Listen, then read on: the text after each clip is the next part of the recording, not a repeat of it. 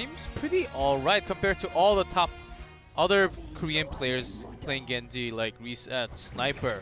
He's been playing, I believe this is his second or third Genji actually. So switching his role into all flex, more so going into a DPS role. That makes Hong Kong a 3-0 on Genji currently.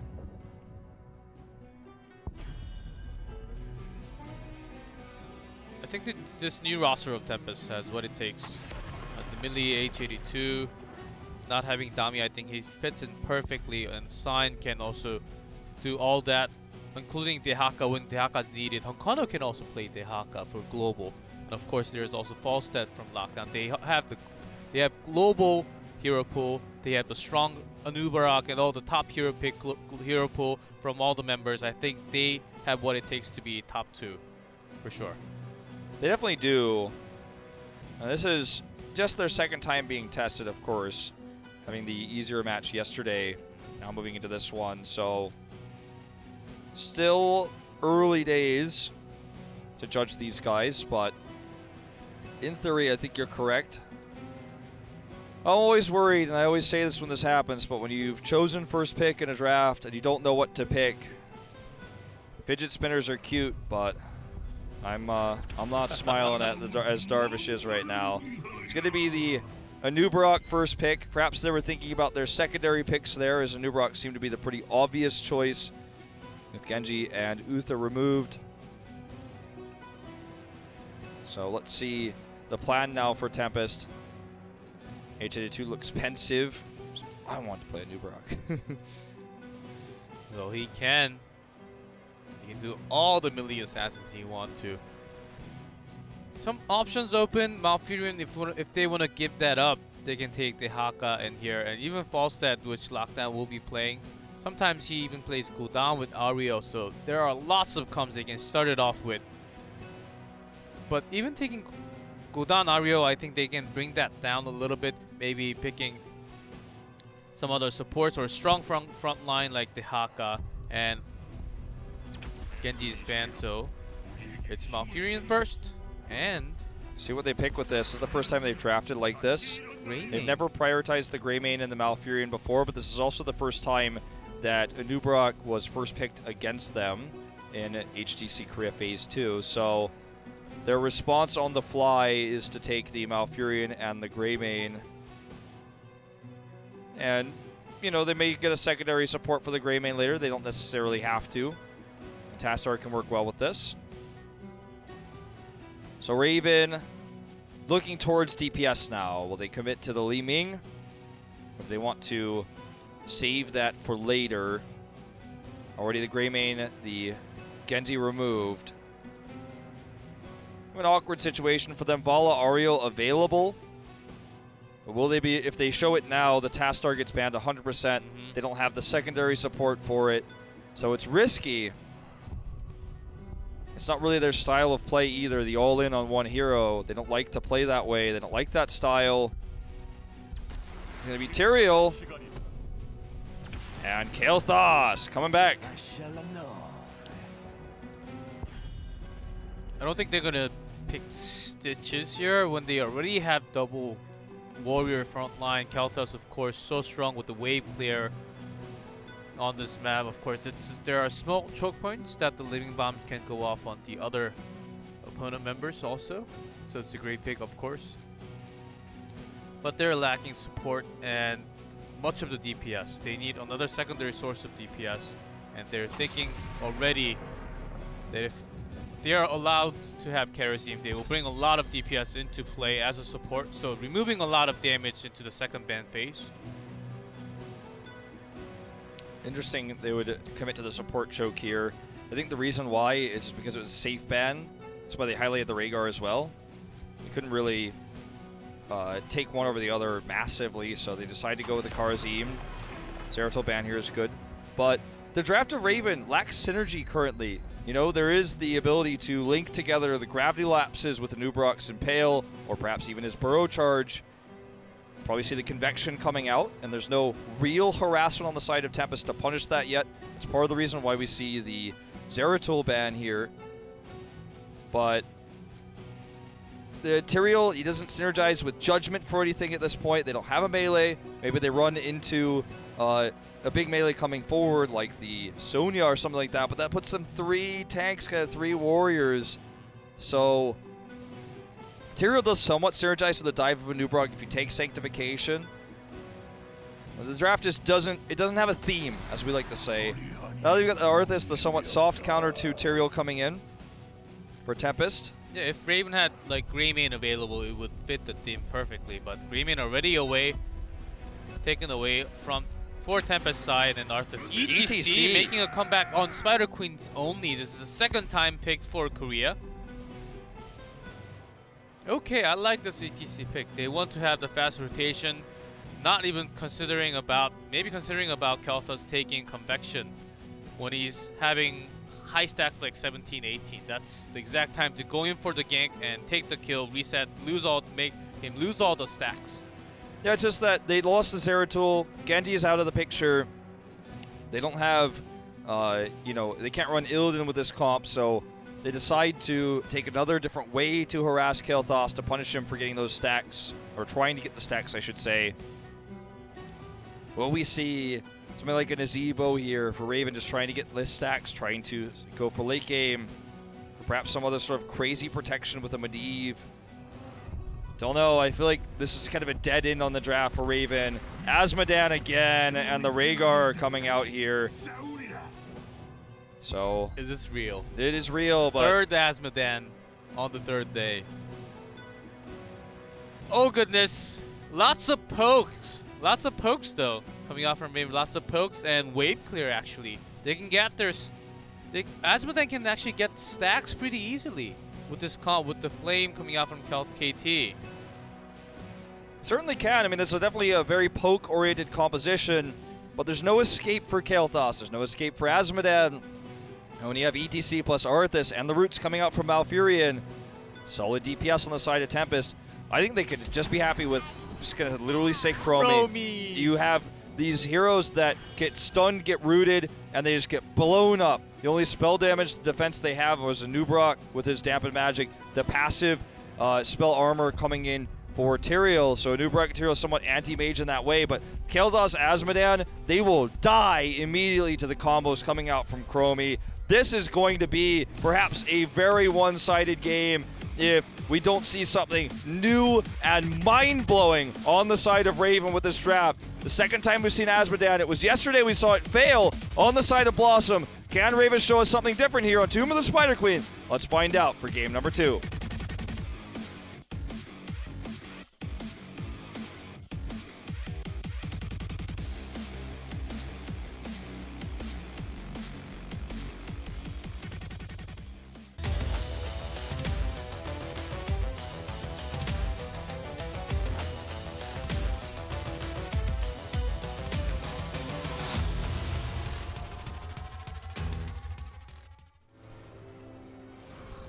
In blue, Tempest, Honkono on Greymane, Hyde on Malfurion, H82 on Arthas, Sign on ETC, and Lockdown with his haircut on Chromie.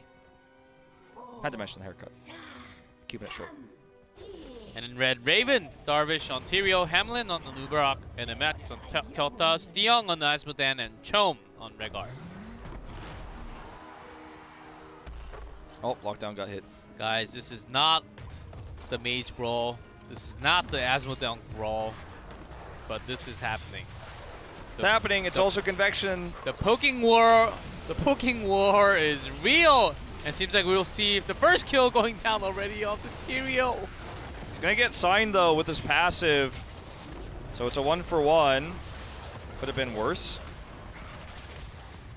So Chromie obviously won't have the DPS to kill Azmodan immediately in some of these fights, but you could see how much damage she has, how much burst there is when you have Greymane doing the damage as well. He's building, by the way, into his W as we get a second kill here off screen onto a Nubrok. He's building into his W, so very high chance we see Honkono yet again go into Wizened Duelist. We already saw him do this yesterday, so we'll be building into Wizened Duelist, looking to stack up against Azmodan just like we saw before, crush this composition, and when he gets that DPS, stuns come in. Azmodan's not going to last very long. That's the kill onto Rhaegar as Chom is knocked out of the fight. And G-Clef, I'm already pretty worried for Raven. I was when we saw the draft, and I wanted to give them the benefit of the doubt, but I'm not sure I could do that for much longer here. Ooh, H82, the bait. The taunt is real against his formal teammates. Ooh, the root here on top of B-stepping. He knows Anubrak is in the bush because he's seen that he's not on the minimap. He knew he was nearby. Still, we'll get stunned by him, but only for a second. B-steps again. Zones him out of gem range. Gems carried advantage 31-15 for possession on Tempest's side. They're ahead. Shando's as well here for Chromie, so she's going to have more abilities. The cooldown reduction and the additional mana. Uh-oh, Hamlin's in trouble. Body blocks for days here. The root. Big convection stacks coming in here for NMX. But the poking is real coming from the side of Lockdown. He has been keep hitting on those sand blasts from the side, and Kel'Thuz, the back line has been getting hit. That's why their HP is so down right now. So here's the root. Again. Down goes Rhaegar. Sniped. 2 kills for Chom. There are just lots of CCs. The double root and ETC power slide. That's enough time for Chromie to just. You can't miss it. It's harder to actually miss those QW. So that when Rhaegar gets caught with 1 CC, and same for Asmodan, there is no escape. Cannot be rooted or. Wow. Yeah. So I mean, he dodged the combo by going north, but that meant that he got caught there and stunned. So there was no real way out in that situation. Now a whole level up is Tempest. NMX survives though, keeps his stacks. He must be at what, like 8 by now? Oh no, only the 5. I know he had 1 big triple, so I thought he was probably up at like 8 or 9. Survives though. He's gonna go home to get his mana back. Okay, level 5, 5 stacks. By 20, he'll have 20 for sure. Stay slowly and steady. Better than losing everything. Snap is already taking a lead. The range of Chromie, though, that's what's making this really hard for Raven. The range of Chromie's skill shots, and once she gets the upgrade range later on, you won't even see Chromie on the sides. You will just see skill shots flying into your face. And you will see big Korean letters that says that Raven members have died. That's my prediction going forward into this one. Delaying the turn in here without level 7. Pretty unrealistic for Raven now. Fortunately for Lockdown, he's been on cleanup duty on this. This is going to take a long time for Chromie to deal with. So Sign and Hyde will finally come over and relieve him. Or her, if you're thinking of the hero herself. Wizen Duelist coming out for Honkono at level 7. So they're committing all the way in with this one. Already the roots here onto Darvish. He just barely gets his Aldruin away. Darvish flexing yet again onto the melee heroes. In interviews, we know that it's not where he wants to be playing. He's kind of been forced into these unusual hero picks when the composition calls for it. Last time they played the unusual comp, he was forced onto the Dahaka pick, which was not a hero he's ever played really before or practiced. So definitely having some trouble on these melees for the time being. Remember, mainly a support player switching into range DPS as a flex, being pushed onto the Tyrael with the triple warrior, quote unquote. That's right, it makes it really hard. And the draft for Raven, they have pokes. They have lots of pokes actually. Late game, the pokes will actually do tons of damage. Once Kel'Thuz also finishes the convection stacks, will do more damage for every flame skill. But the thing is, they cannot get the kill. They have to be very, very precise with the skill shots to get the kill. And Anubrak, okay, here comes if he Darvish. misses all the skill shots like that, then they will not get a pick for sure. They want to have a fight here before 10, but as you said, they missed the skill shots. Darvish comes in, gets punished though. Caught here, using Aldruins aggressively means he didn't have it for escape. And that's the first pick, and that will be level 10 here for Tempest. We haven't even seen a big temporal loop just yet, even though Chromie's had it now for about 2 levels of time. See if we see anything unusual with these. Syndragosa, maybe, doubted. Would be hype, but nope.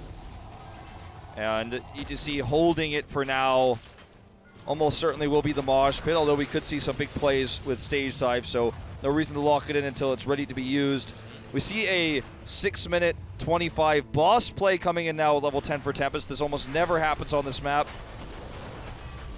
They are that much ahead. And no one's even turning in for Raven right now, despite that 3 are missing. They have 0 gems turned in. Chromie and ETC alone are warding them away. They don't have 10. They're playing timid. And this is going to be the 3-man, sub-7-minute boss take on Tomb of the Spider Queen.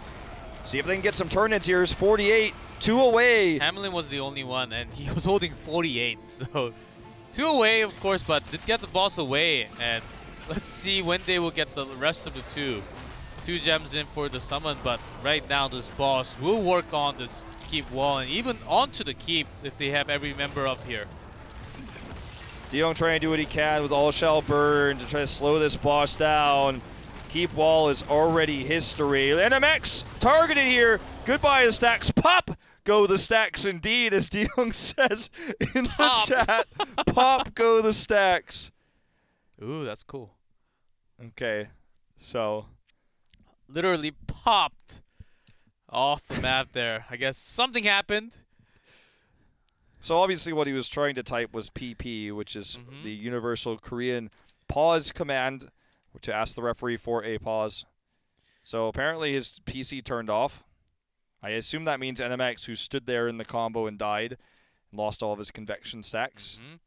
And, oh goodness, lost all his stacks and gone your life when your boss is pushing right onto the keep wall and you're behind 2 levels, almost 2 levels already.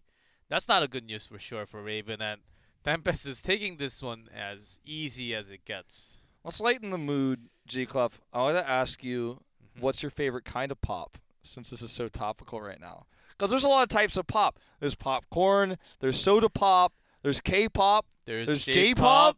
There's C-pop now too, from China. Yeah. I have to go for... There's Kel'Thas's poppin'? Which one do you like the most? I have to go for Kel'Thas. All right. We did a confirmation that NMX was the one with the problem, as he stood there and died. It was definitely... I had a feeling something was going on there, unless he had just given up on life. He was just, all right, I can't deal with this anymore. So this could lead to a very complex situation because of the computer issue involved in this. So we'll have to see what happens, as that's up to our referees and the players to work it all out. You and I have had some experience with cases like this here in Korea. Just some, yes. Just some, but very long. Yeah. If anyone remembers the Power League finals that G-Clef and I commentated. Actually, Tempest was playing on that game. That was, I believe, 8.5-hour cast. Just one best of 7 though, right? Yeah, and it was against was it against Miracle? I think it was TNL back then. Oh, Miracle. I think. So kind of ironic we had Miracle playing earlier today, but anyways. So if we narrow down the pops though, what's your favorite soda, G-Clef? If you have to ask me. These days, and you can just say you don't like soda if you don't like soda, but if you do, I love it, and my favorite is Dr. Pepper. Dr. Pepper is the way, and Cherry Coke. Well, ever since Diva's released, so Dr. Pepper's one of my favorites. RC Cola was my favorite growing up, so I'm from the Southeast. But if I had to pick one now, ever since Diva was released, man, all I could do is Mountain Dew and Doritos. Every time. So that's one of the best combos, though. It is, and some PC bongs have it, but it's pretty rare to find that in a PC bong. But I found a few. One is actually near like Shicheng. If you ever want to go down there, Capitol Hall. That's far away, though. It's far, but you gotta have your Doritos and your Mountain Dew while you're playing the PC bong. You can buy those and come home and play at home. But then my keyboard gets dirty. I don't want to clean that. I want the staff at the PC bong to clean the keyboard. Okay, I ask them for wet tissues while I'm playing so I can wipe my hands. Someone brings that to me, G-Clef. That's the beauty of PC bongs. I don't have to wipe my own keyboard. I don't have to get my Leopold dirty, all right? It's going to be clean. I'm going to PC bong when I want Doritos and Mountain Dew.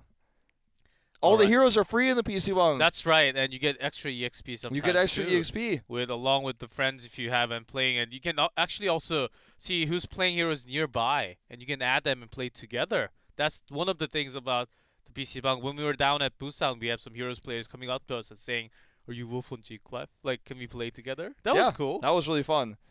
And yeah, I mean, go to the PC Bang if you have the opportunity to while you're here in Korea. I know that outside of Korea, there are some PC Bang, like I think they call them IGRs outside of Korea. Or internet cafes. Internet cafes, yeah. It was. I think most places you still get the benefit of playing in a PC Bang, even though it's not a PC Bang. So if you have a LAN cafe, go there, check it out, play some Heroes, and meet new friends. I know there's a lot of big LAN shares in Sweden. Actually, when I was there for DreamHack in 2016, got to go to Inferno, which was massive, and there were a lot of people playing Heroes. Played some strangers, and had a lot of fun. So we're just checking the computer. It's been reconnected, and we're just completely making sure the settings are legit and stuff. So we are going to be jumping back into the game fairly soon, assuming all settings are correct. And it seems like there were no complaints from either team. And as soon as we have the game ready, we will jump right back in. That's a good news for sure. All right, so speaking of pop, since Peter went pop, We're still Kelthos went on pop. What's your favorite flavor of popcorn? There are lots, and speaking of popcorn, there are lots of flavors in Korea, especially though. Like there's like onion flavor, there are cheese flavor, caramel flavor. Yeah, Korea has a lot of popcorn. But I gotta go with the original, just regular popcorn. Regular popcorn, salted, and with a little bit of butter. A little bit of butter. The side, yes, that's the best. It's like the American movie theater style. That's normal. Right.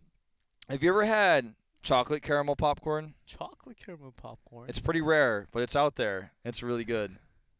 I'm telling you, it's not messy either. It doesn't get salt on your fingers.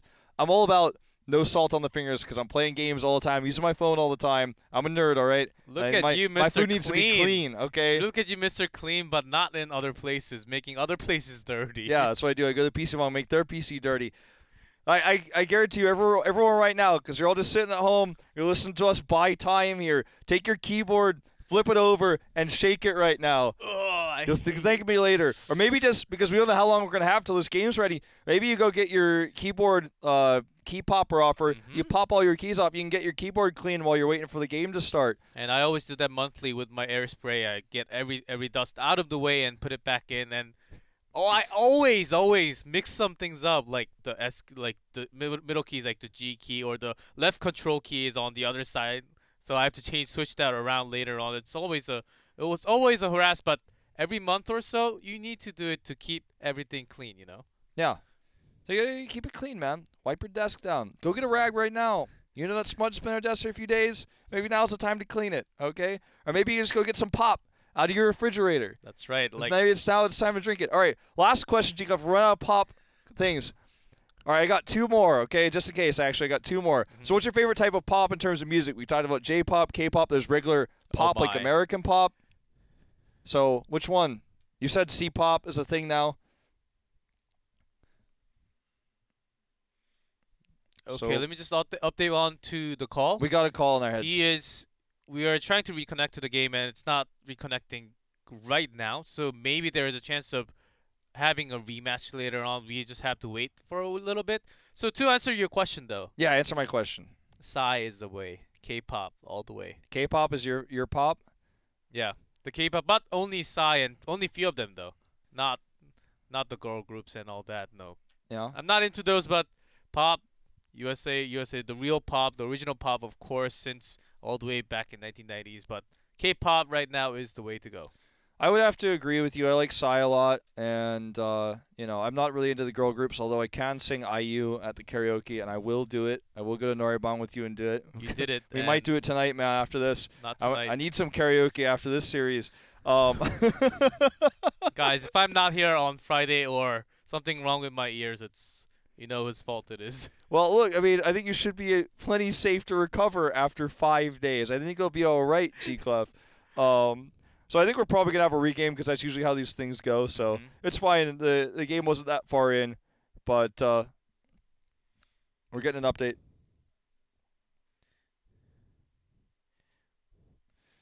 So it looks like we're having this game remade with same picks.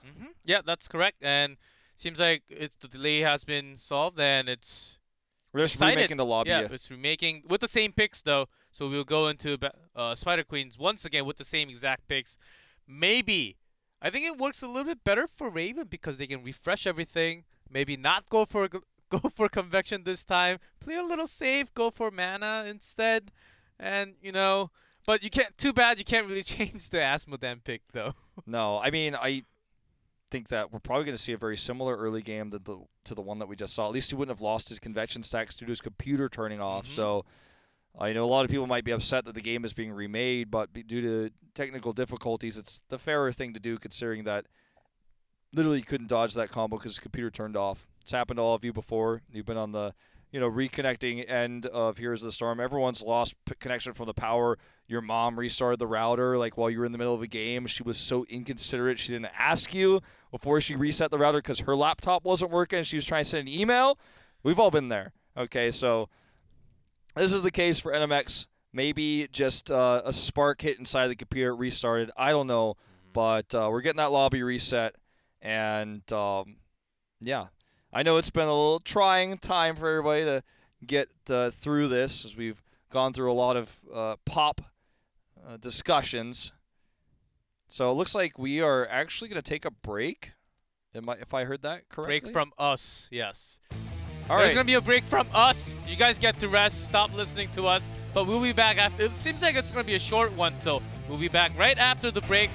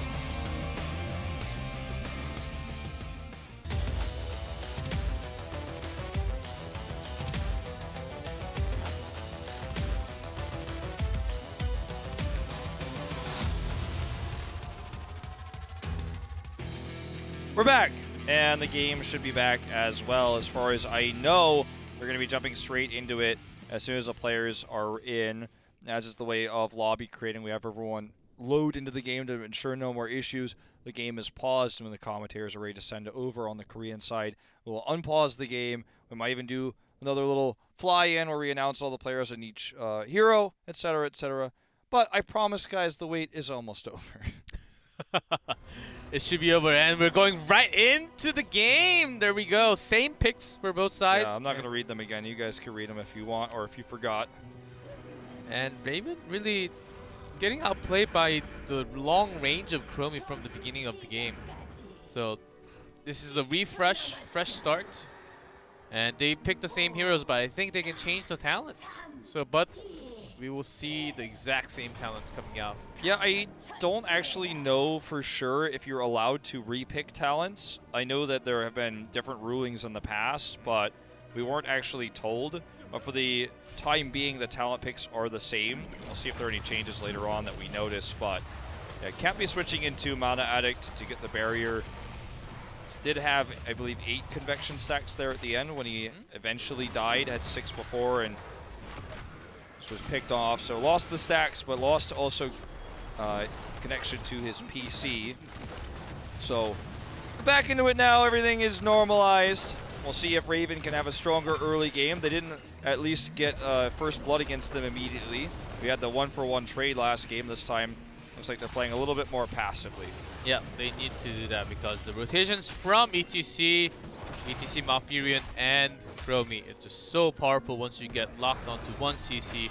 Basically, we saw several times of Rehgar blowing up off the map.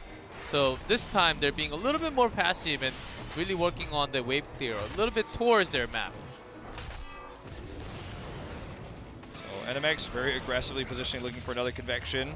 Whew, just perfectly out of range there of that Q coming out from Chromie. So Cannon Tower go down here in the bot lane. But otherwise, this is a pretty even match, much more even than last time. So advantage Raven from this reset so far. NMX looks for some more damage here. Decent amount of poke coming in with these Qs coming out, the orbs and the flame strikes. This time NMX dodges Chromie there. Deyoung gets body blocked here. They're going to commit. Honkono goes in. Root is real, and Deyoung will get picked off here. That's going to be first blood going to Tempest. Feels like really similar to what we saw last time when he got picked, with Honkono rotating down. The Root follow-up there. Yeah, the moment the power slide came in through Asmodan, Deyoung knew he was not going to live through that anyhow, so he did a little bit more damage, which makes sense at the end of the days. But look at the positioning though. He was right outside of the gate. He wasn't even away from the gate at all. That's the power of ETC on this map too. So once you overstep your boundaries, and your boundaries are pretty have to be in the protective zone. Yeah, you basically just can't be out there. The body block was sick. I mean, we saw the really intense ETC power slide in there. From the draft, we were talking about how the aggressive nature of ETC on this map can definitely do wonders. Raven overextending here, though, trying to do some damage. Trade this fort for a keep wall. NMX will likely go down. Here's the power slide, and goodbye convection stacks. Rip convection stacks. That all goes back to 0. I think he had maybe 1 or 2, though. Not much. So this is only the beginning of the game, but once you overstep every single time, just like that, ETC will come and punish you. That's the reason why Tempest picked ETC. Also, the reason why ETC is so strong on this map, because the lanes are so close together, the fast rotation, the coming in from the power slide, with the connection of CC, they can get all the picks they want. Oh no, not again, not again! The follow-up route there! Trying to get him over the wall! Oh, knocked up by the gravity lapse. Good carry there, NMX saved him. Lockdown still almost got that second shot. It's going to be the first turn in here completed for Tempest yet again. And Honko is probably really upset they're not level 7 yet, because he would have had already 2 Wizened Duelist stacks. Will he get the kill after 7 here? Will this be a Wizened Duelist stack? Will it be? He's like buying him time. He's like trying to make sure it's a Wizened Duelist stack. It's not though. Doesn't lock it in. Will be the kill though. And the first Web Weaver's coming in. NMX with a B step here. Gets rooted. I don't even know if he had any stacks, but he doesn't anymore. Oh, man. This looks like deja vu.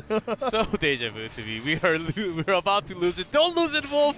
Hold it together. Hold it together. Everybody's hailing in there.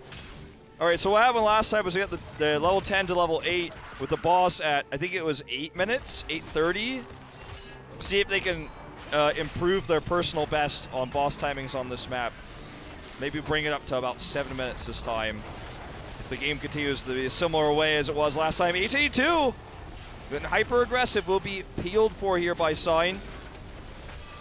And the bot push is real, already down to the keep wall. Hunkono pressuring Hamlin directly, so gonna get some extra EXP here as the mid push continues as well. They can get the second wall and the fort down later on into the mid. They can work on the second walls, and that will be 10 indeed. They're very close to it already. And with that, I think they can. I may be overstepping a little bit, but they can even. Oh, good cleanse there to stop the power slide stun. Here's the temporal loop. The combo, unfortunately, completely shut down there by just the passive of the Anubarak dampened magic here. NMX eating some damage.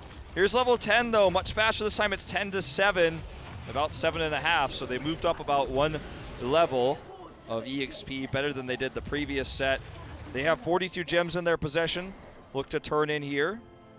Bossing would give an opportunity for Raven to turn in. Remember last time when they got the boss at this timing, Raven did not abuse the fact that they were out of position. They didn't get a turn in and they lost the boss. Perhaps this time it'll be different. This time it will be different, but the fort is still pretty healthy for Raven's side, so I think that's what's limiting Tempest from pushing in all the way to the boss this time. Ooh, nice timing there on Darvish. Passive spell armor though means that it's not really a ton of damage done. They're doing so exactly this is the exact same thing. The 3 on the boss and Chromie and ETC, just the 2 of them enough to stop turn-ins. No 10 on the side of Raven, so risky to even approach. 3 levels down in scalings. Make that 2 now. They do secure the 9. But yeah, last time the fort was down, this basically went directly to the keep wall. This time they're going to have a lot of extra buffer. They will soon have a turn-in as well. Kelthas checked that Tempest was going for the boss, but there was no way for him to stop them anyhow. Okay, here's the root again. Aldrin already used onto the other side. Temporal loop. Oh, the Aldruin to escape. So NMX alone here to defend the boss this time. And Hamlin rotates up. They're not going to be able to find a pick on him, but it's going to be the full turn-in. This boss just gets them the free top fort, and then they're going to take this in and parlay this into another web weaver push, their second of the game. 68 gems carried for Raven as they now approach 10. They don't want to get wiped here, or that's going to be all their gems carried. They'll probably never get a web weaver push this game. The moment they hit 10, the web weavers are coming towards them, and that will put Tempest up on 13. Judgment coming in. Okay, Pyroblast. Pyroblast! Pyroblast, G-Clef. Let's find out who they're going to Pyroblast here. Chromie all eyes on will NMX. Be the target, of course. Come on, leave him in suspense, G-Clef.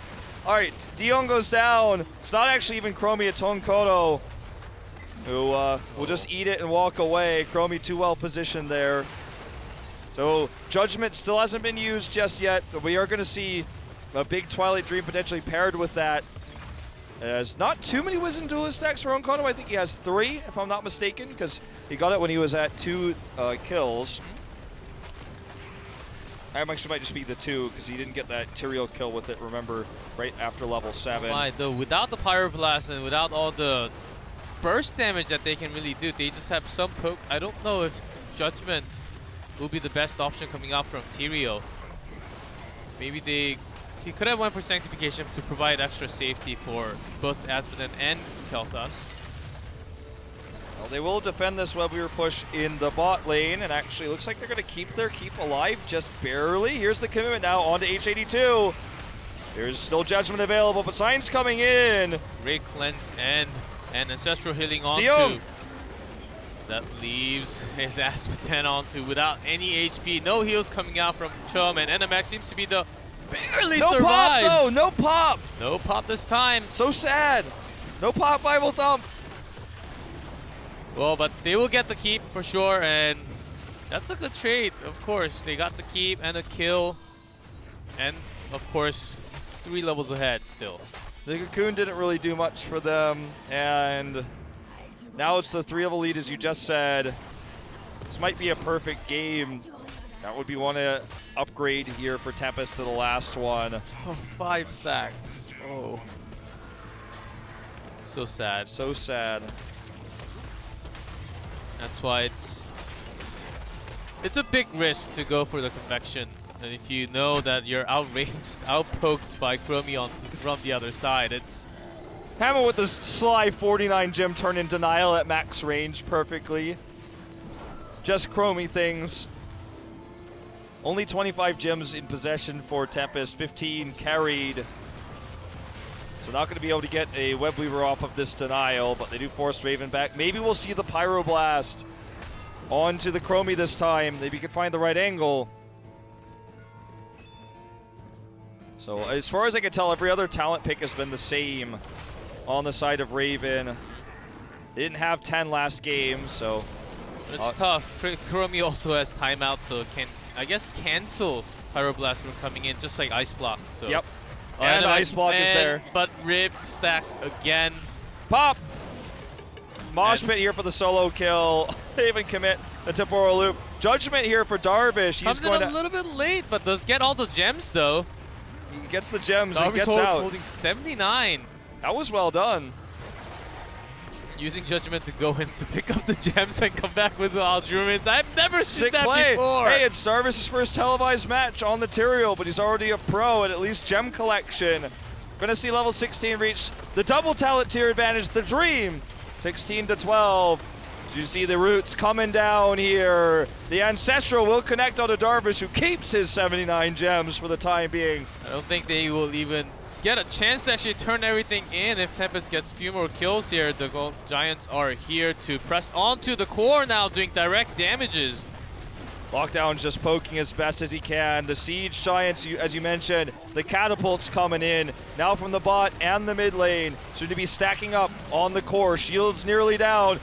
Charge here away for Hamon. He survives for now. Can Raven get 1 kill to prevent the perfect game here? Where is Pyroblast? I want to see it coming to Chromie or any other damage.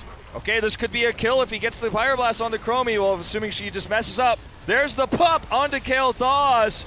No way they're going to grab a kill in this fight anymore. H82, too much sustain here with his heroic. DeYoung body blocked out of the Hall of Storms. The Twilight Dream is going to secure 1 more kill. And that is going to be the perfect game. 12-0, 6 forts to none.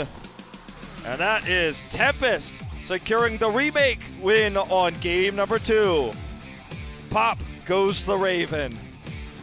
Pop, I think that summed up everything for game number 2. Raven, from the starting picks, I was very worried going into the Spider Queen, and Honkana seems super confident, and the teamwork coming out from Tempest just outplayed Raven. Looks a little bit lost right now, as you can see on the screen. Yeah, well, I mean, I think it's time to... I said after game 1, let's put it away. The Abathur pick, forget about it. What Abathur pick? I don't even know what I'm talking about. What? Game number 2. Can we say this? Can we push that the one away? double A? Can we push that one away? Are they going to make it a triple A though? Asmodan. 0% win rate in Korea. Yes, 0 and 2. 0%. 0% synergy rate. 0 for 2. 0% impact. 0 for 2. Yep, that's Raven, and not likely going to come back from here. I think it's super tough to come back from here. There were other options in terms of DPS or other frontliners that could have maybe used melees there. There were options. They chose the Asmodan. They took the route that Blossom took yesterday, and they paid for it. Now, match point here for Tempest. They're going to have map pick for game number 3. I don't know what it's going to be just yet. I haven't been informed, but dominant performance from Tempest here.